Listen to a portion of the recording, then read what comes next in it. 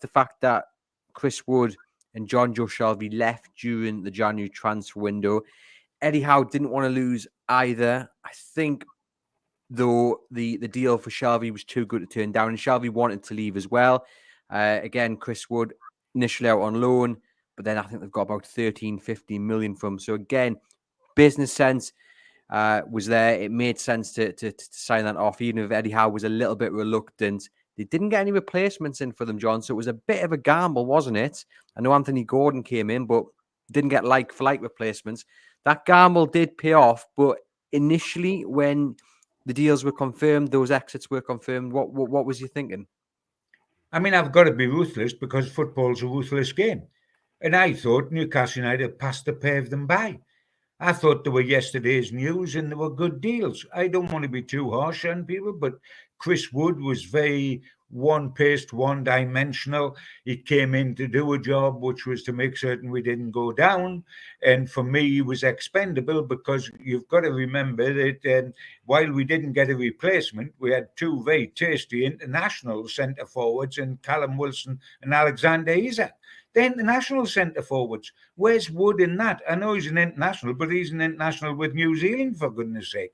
I thought that we had outgrown him, and I certainly think we'd outgrown Shelvey, who had done a good job for Newcastle originally when they were a totally different club in a different squad under the old regime. He's one-paced. The game passed him by. Both of them had no impact really on Nottingham Forest staying up in the Premier League, in my opinion. And they were good sells. Eddie will always say he's reluctant. Eddie's reluctant for the tea lady to leave. He's such a lovely man. Publicly, he will always be reluctant. He will never finger anybody. He'll probably say that it's sad when Ryan Fraser goes. But he's made the decisions. Those two decisions were right, and I think they were there. I said so at the time, and I think they were proved in the second half of the season to be right. Yeah, but the one I think the biggest problem, Andrew, with the two sales is that we were thinner in midfield than we were up top, where we had Isak and Wilson. But in midfield, towards the end of midfield, the last match we've just had against Chelsea, we had a full midfield out. Longstaff wasn't available. Joe Linton wasn't available. Joe Willock wasn't available. We had Bruno, thank goodness. Then we had to put a winger in, Anthony Gordon and young Elliot Anderson. Midfield was thin, much more thin than centre forward. I was going to ask you, though, I mean, when that window closed and they hadn't brought in another striker, they hadn't brought in another midfielder, was there a little bit of concern there? For me, there was. I felt Newcastle had left themselves so much lighter than when the window opened. And I know, financial fair play and budgets and what have you. And I know they signed Anthony Gordon, but I just felt they needed a striker. And look, and in the end, it doesn't matter. The gambles paid off. But I just want to get your thoughts on the fact that, do you think they did gamble, or did you think there was a plan here and it was always going to work? I think everything you do in football is a gamble. That's the first thing. There's absolutely no question there. It's a gamble when you spend 60 million on Isak. Is he going to be a Premier League player?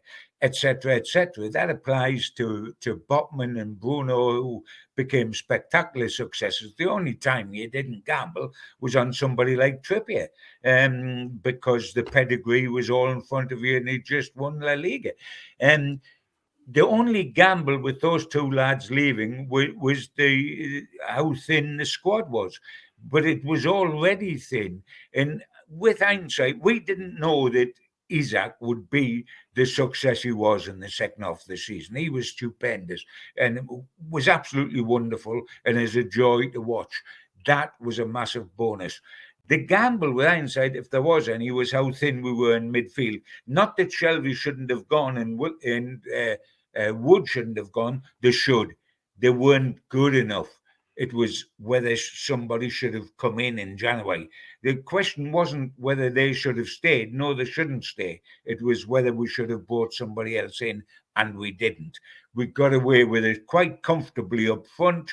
where we got Isaac and Wilson, were wonderful in the second half of the season. Miggy didn't score the goals he scored in the first half of the season, but he did a job out wide, etc., etc. Where I think we were really thin and the season's end came just in time was midfield, where we had all three out and Bruno was carrying. We almost were down to the bare bones in midfield. And that was where we gambled, not getting somebody in. But I don't think it was a gamble to keep them, because I don't think, if I'm ruthless, that they would have given us anything. I think Anderson has been a better midfield prospect than keeping Shelvey. No doubt for me. But we have been short midfield. There's no question about that. And therefore, numerically, we could have brought somebody in there. But we've got away with that. Isaac proved that he was worth the 60 million. And Wilson, I think Wilson was rejuvenated because of Isaac. He suddenly had a challenge. It knocked him out his comfort zone, and he needed that. He was top hitter. Before, how come he was top hitter up front at Newcastle, and he was the only hitter? But Yeah, all of a sudden, not only had he played in the World Cup for England, but he couldn't guarantee he's starting for his club. And that shook him rigid, I believe, and it got the best out of him. And he ended up with 18 Premier League goals, which was the best return he has ever had.